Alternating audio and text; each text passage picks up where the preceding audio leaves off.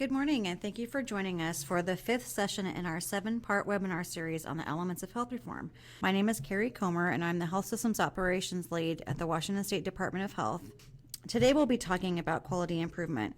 You'll hear from Caitlin Stafford, the Strategic Policy and Communications Lead for Health Systems Transformation and Innovation here at the Department of Health, and Cindy Gizzi from the Tacoma-Pierce County Health Department, and Kat Latte from the Healthcare Authority.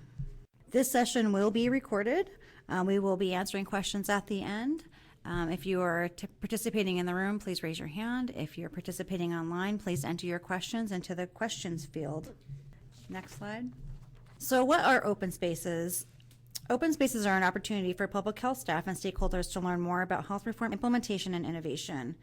So we have heard that due to lots of information, changes, and opportunities, staff and public health partners have had a lot of questions about how to get involved in health reform initiatives. So we wanted to provide a safe place to ask questions and get you honest answers, and really just keep you informed about different activities related to health reform. Next slide. We started our open spaces really focusing on the Healthier Washington Initiative, or SIM, as some of you might know it. We really wanted to get everyone up to speed on what was going on in that initiative and how to get involved as it was getting going. The Healthcare Authority put together this visual to help people understand the plan for the Healthier Washington Initiative. You'll see the strategies on the left and the goals on the right, and in the middle are the 5 investments and the top strategies that they've identified to help achieve the goals identified in the Healthier Washington Initiative. Next slide. So we wanted to look beyond SIM and these open space events. We put together a 7-part webinar series to help public health staff and partners understand other elements of health reform. This includes insurance and coverage reform, delivery system reform, technology and data reform, payment reform. Today we'll be discussing quality improvement, and as we move along, we'll talk about workforce development and community-based prevention. Next slide. So the Triple AIM framework is one of the backbones of the Affordable Care Act and the National Prevention Strategy. This model is what will drive innovation and improvement throughout the whole health system over the next decade. So as we know, the Triple AIM stands for better health, or improving health and of whole communities, better care, improving quality and experience of care patients receive, and lowering cost, transforming the way we deliver and pay for care to make it more accessible, affordable, and sustainable. Next slide. Examples of strategies we've identified to achieve the Triple AIM are through better health, health promotion, policy systems, environmental changes, and addressing health disparities, better care, better coordinated care, safe, effective, patient-centered, and timely care, accessible, efficient, and equitable care, and lowering costs by reducing unnecessary services, addressing preventable conditions, and exploring and implementing new payment models. Next slide. Today, our session objectives include providing an overview of quality improvement efforts related to the Affordable Care Act. We'll provide an update on the implementation efforts of quality improvement in Washington State, and then we'll share roles and opportunities for public health. Next slide. So I'm going to introduce Caitlin Stafford. She's going to talk to us more about just what quality improvement means in the context of health reform. Next slide. Great. So my name is Caitlin Stafford, and I'm the Strategic Policy and Communications Lead for Health Systems Transformation and Innovation here at the Department of Health. We're going to start out by talking about what quality improvement actually is. And this particular definition comes from the Institute of Medicine.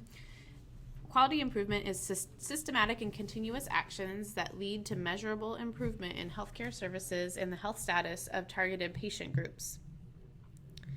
And when IOM is defining quality in healthcare, it is as a direct correlation between the level of improved health services and the desired health outcomes of individuals and populations.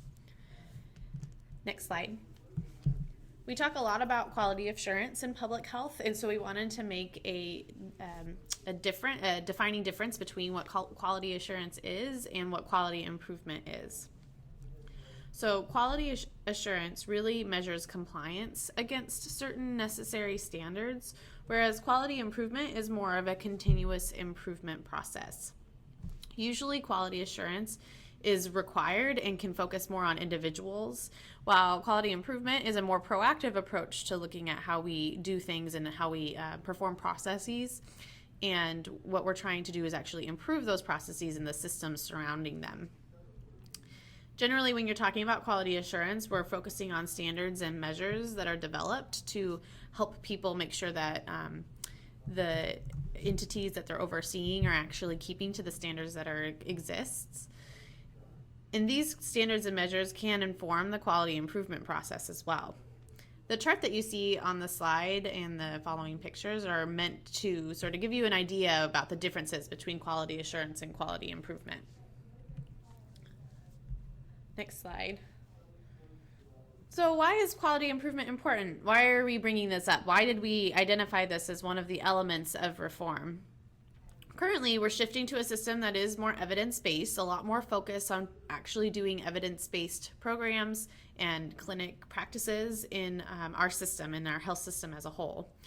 And these care and practices that are evidence-based are actually driving funding and reimbursement related to them. So all of the way we're redesigning payment is related to providing evidence-based care and evidence-based programs.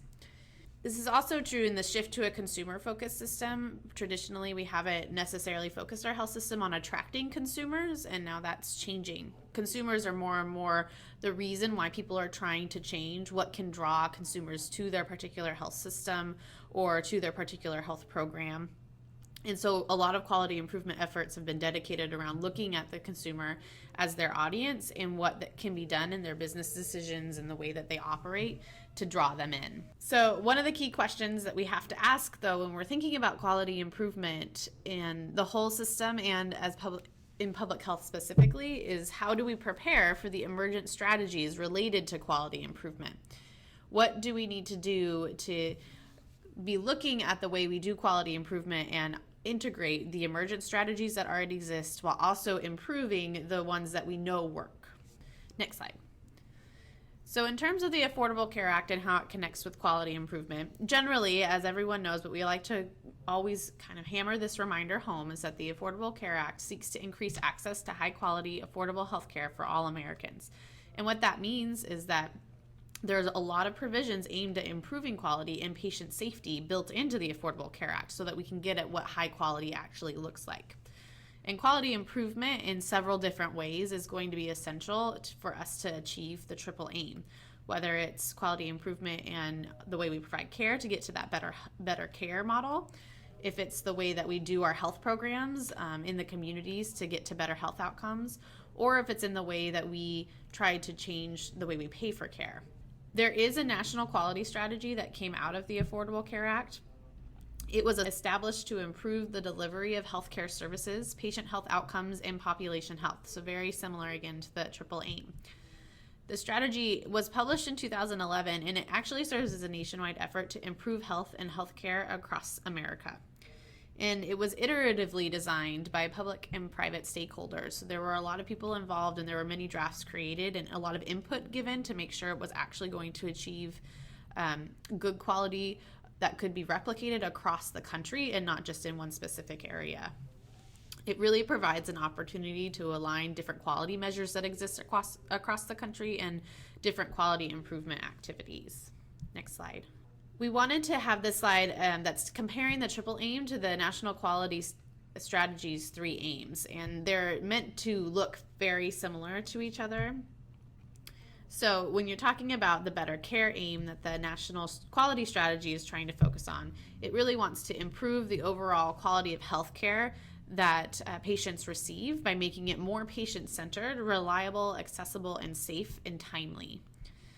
In the Healthy People, Healthy Communities aimed that the National Quality Strategy has, which I think you can connect pretty well with the better health and improving the health of populations in the triple aim. This particular aim wants to guide the nation in improving population health by supporting proven interventions that address a variety of determinants of health, including behavioral, social, and environmental determinants. In the part of the National Quality Strategy that that addresses cost, you have the Affordable Care Aim, and that is really focused on reducing the cost of quality health care for individuals, families, employers, and government. So this was the triple aim, and the National Quality Strategy 3 aims were meant to sort of mirror each other so that there wasn't duplication happening. A lot of what the Affordable Care Act is about is to reduce the duplication that happens in our system, because that in and of itself will save costs. Next slide. So here is a diagram of how the National Quality Strategy actually works. So on the left, you have a bunch of different stakeholder types that were actually involved in the creation of the strategy. So you have different states. Obviously, you have the federal government helmed by the Health and Human Services, which has the bulk of the Affordable Care Act implementation under them. You have people in the private sector involved, and you have many multi-stakeholder groups across the country involved. And they wanted to narrow it down to the different priorities that the National Quality Strategy would actually focus on, and they were able to define 6 of them: patient safety, person and family-centered care, effective communication and care coordination, prevention and treatment of leading causes of mortality, health and well-being, and affordable care. And in order to actually make progress in these priorities, there were different levers that they identified to be able to actually make an impact on the priorities. And we're going to go over a few of these in the next slide a little bit more in depth so you can get a sense of what they actually mean. But some of the levers are measurement and feedback, public reporting, and learning and technical assistance. And all of these together are supposed to actually help achieve the 3 aims, so that of better health, better care, and lower costs of the National Quality Strategy, which again is the triple aim. Next slide. So the first lever that we're going to go into a little bit more in depth is public reporting. And this particular lever was designed to compare treatment results, costs, and patient experience for consumers. So again, getting at that more consumer-focused system, the public reporting is really focused on letting consumers be able to see the different quality measures that their healthcare provider is reporting on, so they can decide whether or not that healthcare provider is actually for them.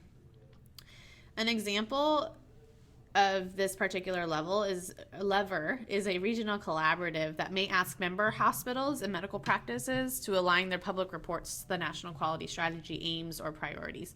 The Washington Health Alliance in our state has done a lot of work regionally before they became the Washington Health Alliance, when they were the Puget Sound Health Alliance, to sort of bring a lot of this quality reporting data together in one spot for the Puget Sound related health systems. And they have different analytical platforms that you can look at online that are pretty consumer friendly, although they do take some interpreting. The next lever we're going to talk about is measurement and feedback. I think that it's safe to say that this is one of the biggest pieces of quality improvement and what really drives quality improvement. So it's designed to provide performance feedback to both plans and providers so we can figure out how to improve care. One of the examples we wanted to give is a general long-term care provider who may implement a strategy that includes the use of quality assurance and performance improvement data to populate measurement dashboards for the purposes of identifying and addressing different areas requiring quality improvement. So really understanding the different standards and measures that they have to meet, and then putting that in a readable format that they can figure out where they actually have to improve their processes and their systems to meet their standards and measures. Next slide. The third lever we wanted to talk about is learning and technical assistance. This is supposed to foster learning environments that offer training and resources, other tools, and some guidance to help organizations actually achieve their quality improvement goals. This is going to take a big effort to help everyone actually get to quality improvement and achieve the National Quality Strategy 3 aims. And so they wanted to make sure that there are places that people in different organizations could meet together and share their successes and what their challenges are, so that other people could learn from them, or if they're having a particular challenge, they could learn from other organizations about how they overcame it. So these are going to be particularly necessary in order to actually address all 3 aims of quality improvement. Next slide. Innovation and diffusion. This particular lever was designed to foster innovation in healthcare quality improvement and facilitate rapid adoption within and across organizations and communities. A lot of this is going to require different innovative methods of doing things and how we improve, and in order to actually spread those innovative methods, you need to have a place that can do that easily, or at least an entity that's able to spread them out easily. So one of the examples we have in our state, thankfully, has been a recipient of this is the Center for Medicare and Medicaid Innovation, which is testing different payment and service delivery models and community health models to help hopefully share and spread what was successful to other states across the nation. And our state received $64.9 million to start this work in December under our State Innovation Model Round 2 testing grant, which is what we affectionately call Healthier Washington. Next slide. So in order to actually do quality improvement well, we're going to have to focus on developing our workforce in a different way. So this particular lever encourages investment in people to prepare the next generation of healthcare professionals and support lifelong learning for providers. It doesn't mean that we aren't going to, or that we're going to give up on current professionals. We need to figure out how to help develop them so that they can, the current healthcare professionals out there, so that they can participate in this and make it a part of their current jobs without having it seem like a burden. But at the same time, we also need to think about the next generation that's going through medical school right now and what kind of skills they need to continuously improve their systems as they go forward. Next slide. Some of the national quality strategy initiatives that exist, we wanted to identify some of them that are in our state or that our state may recognize.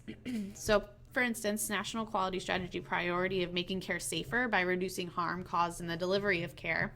We have an initiative called Partnership for Patients, which is a national campaign to reduce preventable hospital-acquired conditions and 30-day hospital readmissions. This is something that the Washington State Hospital Association is actually overseeing and heading up and having good success at. Another priority is ensuring that each person and family members are engaged as partners in their care decisions. We have the Consumer Assessment of Healthcare Providers and Systems, which is a survey that asks consumers and patients to report on and evaluate their experiences with healthcare. Health insurance plans actually use this survey a lot to evaluate their provider base and make sure that the care that their members are receiving are actually going to improve their health outcomes, which for insurance plans is really important. They understand the value of that. One of the other priorities is making quality care more affordable for individuals, families, employers, and governments by developing and spreading new healthcare delivery models. The CMS Innovation Center, which we mentioned before, is really one of the biggest initiatives to look at this and what really looking at the different models of providing care that we could replicate across the country and making them adaptable for different states and helping states understand how to make them adaptable for their systems. Again, we also have to look at how we pay for those, because you can't have a changed delivery system without also changing the way you pay for delivery of care. And that brings us to the connection of quality improvement to payment reform. As we've been saying for many times, in our last webinar was about this, solely devoted to this, was that buying for value is an initiative of private healthcare purchasers, and that's where we're shifting to. Whereas before we were buying volume. We were just trying to get as many services pumped into our system as possible so that we could get as much money as possible for our providers. Now our employers and other leading business health organizations are really trying to achieve a system that where patients are actually improving their health, not just getting the care that everybody thinks they need or as much care as possible. So this particular one we just wanted to bring up because quality improvement is particularly important to payment reform. We have to know what's working, and when something's not working, as we're trying to shift from volume to value, we need to be able to improve that pretty quickly and tie the quality of care that we're trying to improve to this new way of paying for services. So our reimbursement will be based on achieving certain measures of quality and outcomes. So again, those dashboards of being able to collect how you're doing on certain measures is going to be particularly important for reimbursement strategies so that you can identify where you need to improve quickly, and then by doing that quickly you'll be able to get reimbursed more quickly as well. Next slide. So one of the particular investments that actually came out of the Affordable Care Act that was funded by the Affordable Care Act is called the National Public Health Improvement Initiative. This hasn't been as well funded since I think about a year ago, but the National Public Health Improvement Initiative, also called NIFI, supports 73 health departments or what they call their bona fide agents, to actually improve the management of day-to-day work in public health, prepare public health agencies for becoming accredited as certified public health agencies, and using successful practices to share their results in their improvement efforts with others. In our state, we actually have 3 accredited public health agencies. So Spokane Health Department is one of them. Tacoma Pierce County Health Department is another. And then the Department of Health the State Department of Health also received an accreditation. And the way that they set up, and Cyndon is going to talk a little bit more about this later, but the way they set it up is that we called ourselves, they termed it the Centers for Excellence.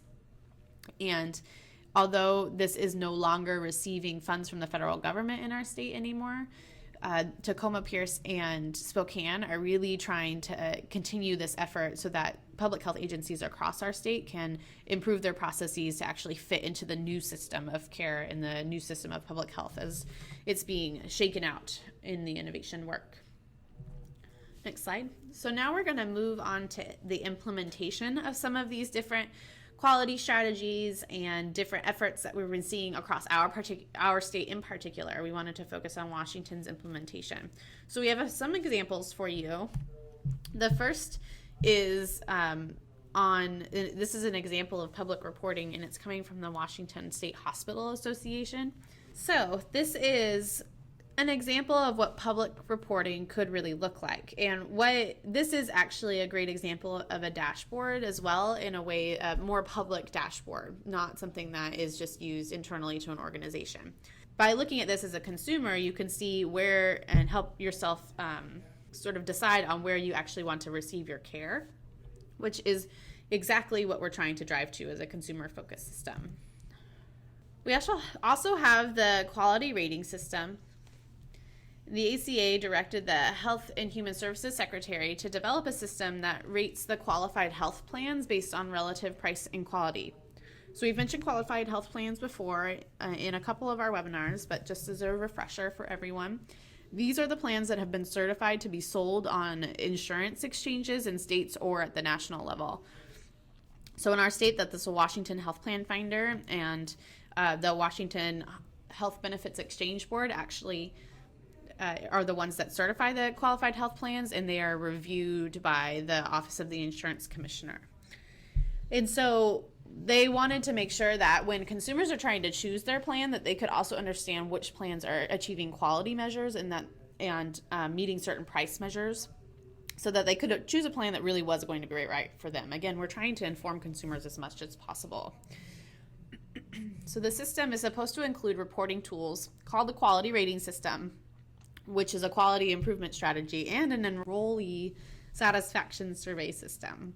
So information that these tools are going to provide are supposed to inform consumers about how to select a qualified health plan. They're also supposed to help inform the decisions about how to certify the qualified health plans, and whether or not certain plans, if they're meeting the standards or not, should be a part of the exchange operations. And federal and state marketplaces are able to monitor qualified health plan performance using this rating strategy. This is supposed to be a phased approach, and the qualified health plan specific quality reporting is going to begin in 2016. So there's still a couple of years before we will be seeing this on our exchanges. And there's supposed to be the rating system is actually supposed to be placed on the actual website, so that when consumers are browsing plans during open enrollment periods or during special enrollment periods, they can see which ones are rated higher or lower and why. So we wanted to talk just briefly about our exchanges quality rating system and how it's going to work. So all exchanges are going to be required to use a federal quality rating system and display star ratings. And so it's easily understandable for any reading level, especially English reading level. And it'll be based on some final quality measures, 43 of them. And some of them are clinical measures that we get from HEDIS and Pharmacy Quality Alliance. And there are going to be 12 consumer assessment of healthcare providers and systems measures. So that CAPS survey, which is used to, as we said before, really rate the quality of the healthcare providers you see. So it'll be based on 5 stars, and these will be displayed on the website right next to where the plans are. And we'll look at the rating and look at the price of the plan, the premiums, and the deductibles you're getting to sort of make a well-informed decision about what's right for you. Here's another example of a lever, the measurement and feedback lever. Again, from the Washington State Hospital Association, and we mentioned this program a little earlier. It's their patient safety program. And this is a 2-page infographic, actually, and it will link to it in the resources so you can see the whole thing. And this is just the first page, but it's an infographic that's displaying the data that they've been seeing from this program so far. It's actually very impressive. And so it started in 2005, and when hospitals agreed to set competition aside and work together to improve the quality of healthcare for all patients, this is what was achieved. And since then, WSHA, Washington State Hospital Association, this program has really made Washington a national leader in improving healthcare delivery across a variety of health systems that have traditionally been rivals and battling for business. Next slide. Here are some examples of learning in TA. So here the Department of Health, which we've talked about a little bit before, is the Washington Healthcare Improvement Network, which is called WIN, shortened to WIN. And they offer a package of services that support primary care providers and other providers as well. They've worked with behavioral health providers before and pediatricians and practice teams to develop and strengthen patient-centered medical health home models, care management for patients with multiple chronic conditions, and care transitions. And so WIN really is able to provide a platform for a lot of the providers involved in their collaboratives and providers involved outside of their collaboratives to really share best practices and learn other best practices that exist and that have been working for providers across the state. Qualis is the one of the other clinical quality improvement organizations in their state. They are actually the new National Quality Review Organization for the country, and they're based right here in Washington, which is handy for us. And then the McCall Center just received, which I know we forgot to put in here, but the McCall Center just received a grant from AHRQ to continue some of the other quality improvement efforts that they've been so well known for in our state as well. So we have all of these different quality improvement entities actually doing a lot of great work in clinical practices. Next slide. In our example for innovation and diffusion, we're going to talk a little bit about how we're going to coordinate all of those quality improvement efforts that are occurring. The Practice Transformation Support Hub, which the Department of Health was identified as lead for in Second Substitute House Bill 2572 from the 2014 legislative session. And this is one of the key 5 investments in the state innovation model or Healthy Washington initiatives. So when we reference the hub, this is what we're talking about. The hub is going to serve as a coordinating body for all of these clinical quality improvement efforts occurring in the state and really figure out how they can be widespread and not duplicated across the state. And it's supposed to give clinics across our state an opportunity to receive different technical assistance that they need to actually improve and be prepared for the different innovative care delivery models and payment models that our system is trying to test.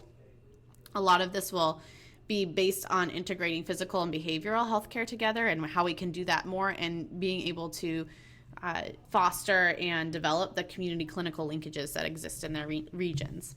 And again, it will also be involved in integrating the value-based payment systems that are going to be happening in our state into clinical practice and business models. Next slide. So now I'm going to turn it over to Kat Latte. She's going to talk a little bit about these core measures and what they mean. My name is Kat Latte, and I work at the Healthcare Authority. I'm a senior health policy analyst within the Healthier Washington team, and I'm actually standing in for Laura Pennington, our performance measure manager, who really is the expert on this work, but happy to stand in to really set the frame for you all at this open space. So as we heard earlier on in the presentation, we are embarking on a lot of change. Health systems transformation is a great opportunity, really a window of opportunity for our state to redesign how we are delivering care and improving health and lowering cost within our state. One of those core elements, as you've heard about earlier in the presentation, is this need to really take quality head on, and that it is a key component of the triple aim. So our state, through the State Healthcare Innovation Plan, laid out a pathway to have a shared common performance measure set to inform purchasing.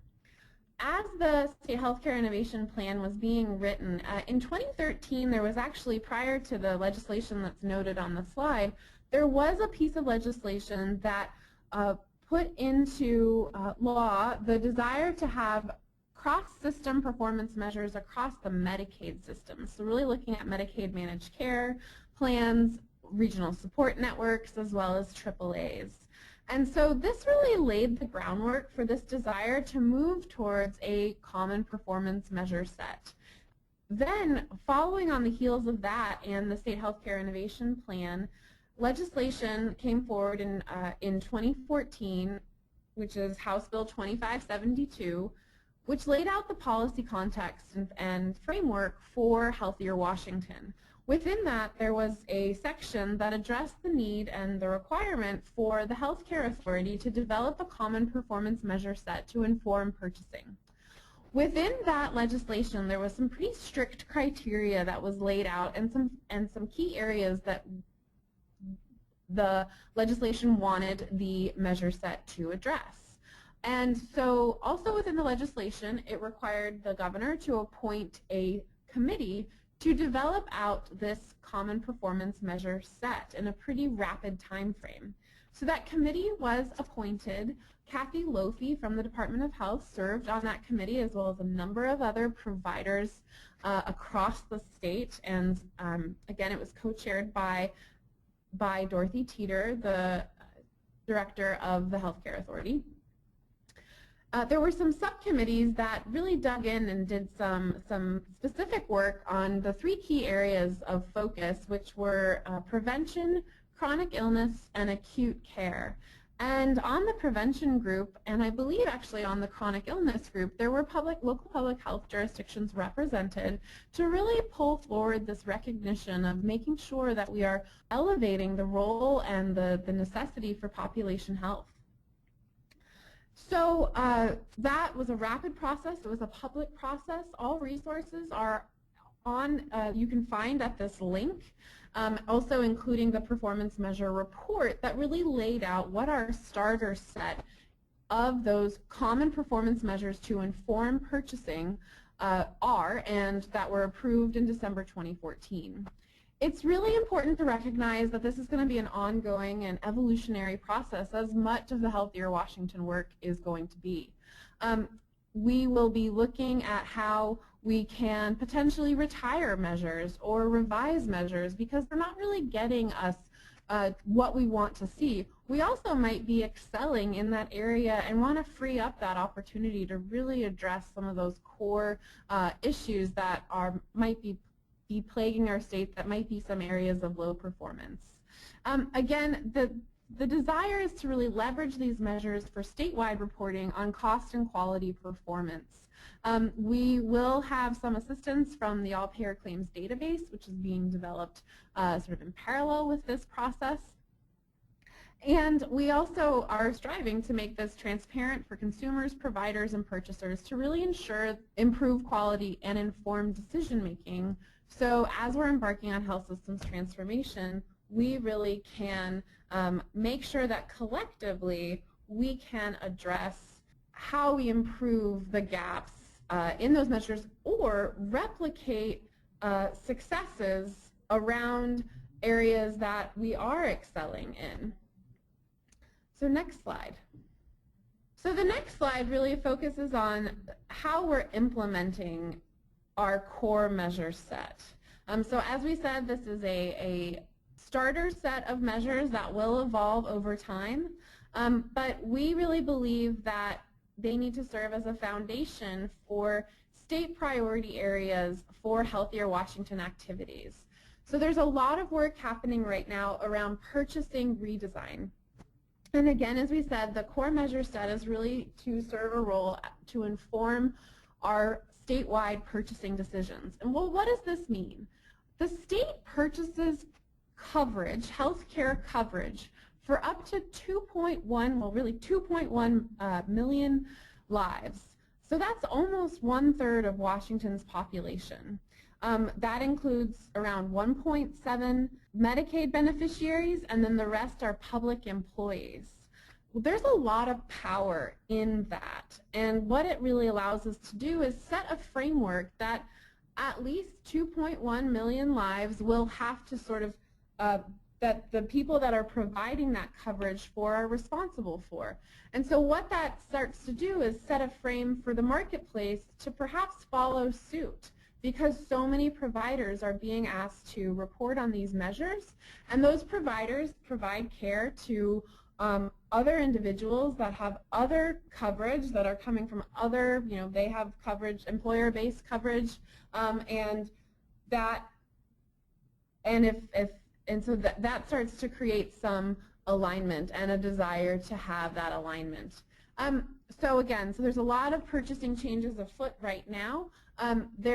In Medicaid, we are redesigning how we are purchasing Medicaid, and we will be including the statewide core measure set, that starter set, or a subset of those measures within the contracts that are going to be moving forward for April 2016, when our new regionally purchased Medicaid managed care systems will go live. And this is, so early adopter regions is noted on the slide. We have one early adopter region in Southwest Washington in Klickitat, Skamania, and Clark, where they're moving forward with a fully integrated managed care contract.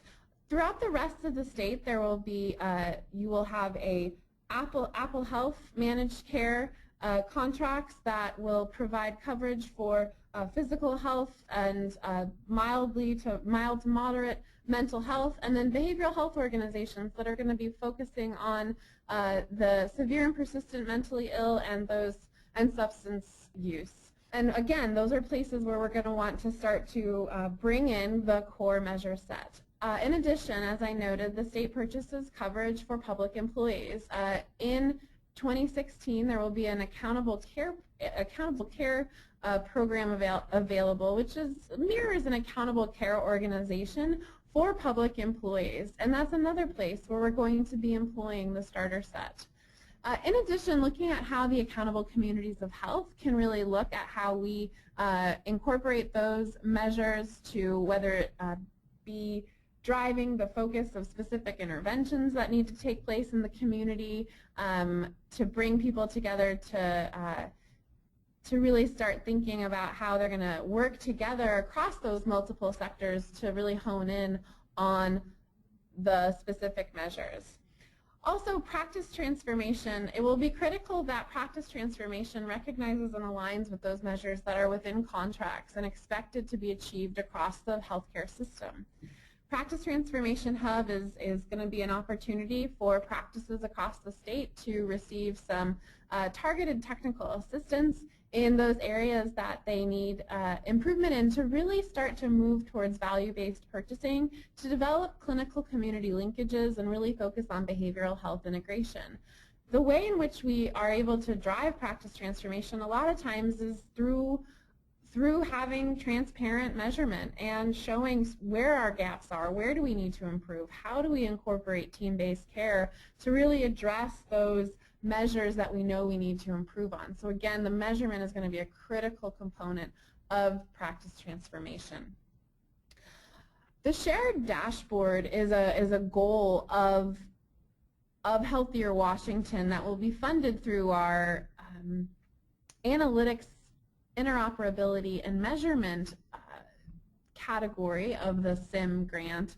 And again, this is a goal for us so that we as state agencies can collectively be informed about that progress around those measure sets, but also so that we can start to think about how that is a public-facing element that can inform consumers and providers and communities on how their regional service areas are doing. How do I make informed choices about who I want to seek out for care, so providers can really understand what do they need to improve on and how can they tap into the Practice Transformation Hub and the accountable communities of health to really try to address some of those issues both within the clinic but also outside of the clinic, so that we can start to build those healthy built environments that enable the physical environment that can support health, but also those social and community supports that are so critical. As we know, only 20% of our healthcare can really be addressed inside that clinic or care provider wall. And then in addition, that role of the community and how they collectively bring people together to really address where those large gaps are in low performance around within their region, and can work in partnership across those sectors.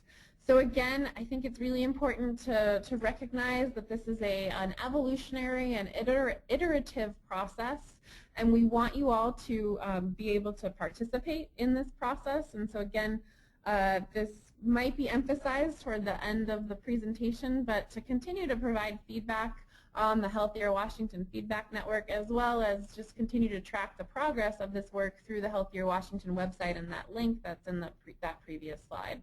So thanks so much, and I'll turn it back over to Caitlin.